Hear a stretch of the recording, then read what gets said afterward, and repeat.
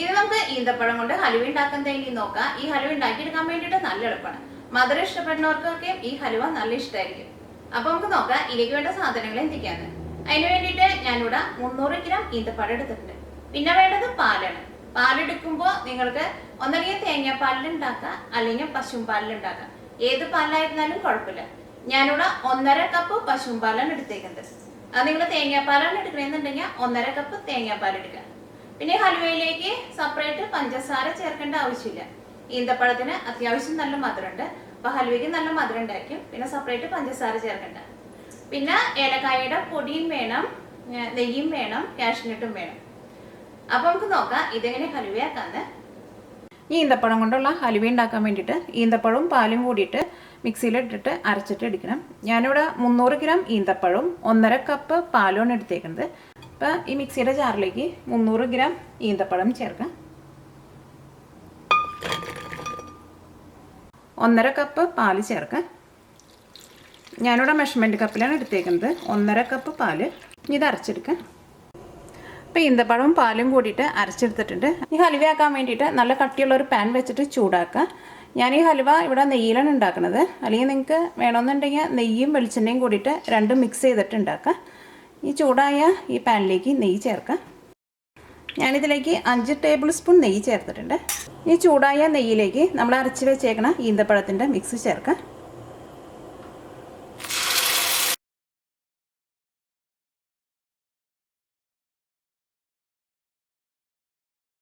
അപ്പോൾ ഇതിലേക്ക് നമ്മൾ ചേർത്തേക്കണ പാലൊക്കെ വറ്റിയിട്ട് ഇത് ചെറുതായിട്ട് തിക്കായിട്ട് വന്നിട്ടുണ്ട്. ഇതിലേക്ക് തേങ്ങ ചേർക്കാം. ഞാനിതിലേക്ക് 2 പിടി തേങ്ങയാണ് ചേർക്കുന്നത്. ഏലക്കായ പൊടിച്ചത് ചേർക്കാം. അത് നിങ്ങളുടെ ടേസ്റ്റിനനുസരിച്ചിട്ട് ചേർക്കാം.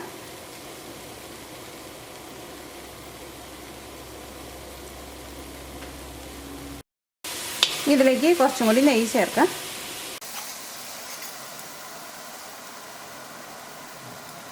അതിലേക്ക് 3 ടേബിൾ സ്പൂൺ നെയ്യ് ചേർത്തിട്ടുണ്ട്.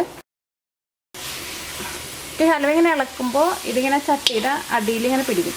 പക്ഷേ ഈ ഹലുവ റെഡി ആയി കഴിയുമ്പോൾ ഏറ്റവും ലാസ്റ്റ് വരുമ്പോൾ ഈ ഹലുവ ഇങ്ങനെ നമ്മൾ ഇളക്കണ സമയത്ത് ഈ ചട്ടിയിൽ ഒട്ടും പിടിക്കാണ്ട് ഈ ചട്ടിയിൽ നിന്ന് വിട്ട് വരണം. അങ്ങനെ വരുമ്പോഴായിരിക്കും ഹലുവയുടെ കറക്റ്റ് പാകമാവുക. ഈ ഹലുവ ഇതേപോലെ നമ്മളിങ്ങനെ ഇളക്കുമ്പോൾ ഇതിൻ്റെ അടിയിൽ നിന്ന് ഇതേപോലെ ഇങ്ങനെ ചെറുതായിട്ടിങ്ങനെ വിട്ട് വന്ന് തുടങ്ങിയിട്ടുണ്ട്. ഇതിലേക്ക് കുറച്ചും കൂടി നെയ്യ് ചേർക്കാം. ഞാനിതിലേക്ക് 2 ടേബിൾ സ്പൂൺ നെയ്യാണ് ചേർത്തേക്കുന്നത്.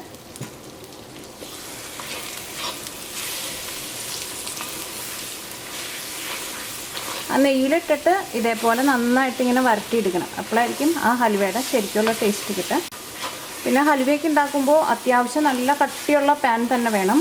കനം കുറഞ്ഞ പാനിലേക്ക് വെച്ചിട്ടുണ്ടെങ്കിൽ ഇതിൻ്റെ ഉള്ളിലേക്ക് പെട്ടെന്ന് പുക കയറും. അപ്പോൾ ഹലുവയ്ക്ക് ആ ശരിക്കുള്ള ടേസ്റ്റ് കിട്ടില്ല. അപ്പോൾ നല്ല കട്ടിയുള്ള പാനിൽ വെച്ചിട്ട് വേണം ഹലുവ ഉണ്ടാക്കാൻ വേണ്ടിയിട്ട്. ഇപ്പോൾ ഹലുവ നല്ല തിക്കായിട്ട് വന്നിട്ടുണ്ട്. ഹലുവ ഏറ്റവും ലാസ്റ്റ് ആകുമ്പോൾ റെഡി ആയിട്ടുണ്ടോ എന്ന് അറിയേണ്ടത് എങ്ങനെയെന്ന് വെച്ചിട്ടുണ്ടെങ്കിൽ നമ്മൾ പാനിലിട്ടിട്ട് ഇതേപോലെ ഇളക്കുമ്പോൾ ഇതൊട്ടും പാനിൽ പിടിക്കാണ്ട് ഇതേപോലെ ഇങ്ങനെ ഇളക്കുമ്പോൾ ഇതേപോലെ ഇങ്ങനെ ഓടി കളിക്കണം. ഇതൊട്ടും ഈ പാനിന്മ പിടിക്കരുത്. അപ്പോൾ ഇത് നല്ലൊരു അപ്പം പോലെ ആയിട്ടുണ്ട്. ഇതിങ്ങനെ ഇളക്കി ഇതേപോലെ നമ്മളിങ്ങനെ തിരിച്ചിടുമ്പോൾ ഇത് ഈ പാനുമ്മ ഒട്ടും പിടിക്കണില്ല. അപ്പം ഇതിലുള്ള വെള്ളമൊക്കെ വറ്റി ഹലുവ നല്ല തിക്കായിട്ടും നല്ല ഡാർക്ക് കളറായിട്ടും വന്നിട്ടുണ്ട്. ഇനി തീ ഓഫ് ചെയ്യുക. ഇതിലേക്ക് കാഷ്നട്ട് വറുത്തിട്ട് ചേർക്കാം. എന്നിട്ട് വറുത്തെടുക്കാൻ വേണ്ടിയിട്ട് ഒരു ചെറിയ പാൻ വെച്ചിട്ട് ചൂടാക്കാം. ഇതിലേക്ക് നെയ്യ് ചേർക്കാം.